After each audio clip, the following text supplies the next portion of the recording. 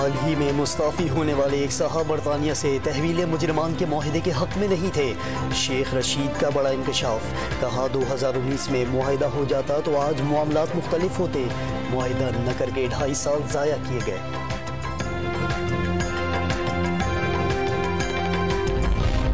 Criminal cases का फैसला 9 माह में होगा। मुकदमात में प्ली बारगेन मुतारिफ कराने का फैसला। पुलिस को जमानत का इख्तियार, SHO के लिए BA की तालीम लाजमी होगी। वज़ीर इत्तलात फवाद चौधरी की काबीना के फैसलों पर ब्रीफिंग। PDM का शेड्यूल के मुताबिक इस्लामाबाद मार्च का ऐलान। मौलाना फजलुर रहमान ने 1 मार्च का ऐलान होने के बाद PP का दूसरा मार्च बिला जवाज करार दे दिया। हुकूमत से मिनी बजट वापस लेने का मुतालबा।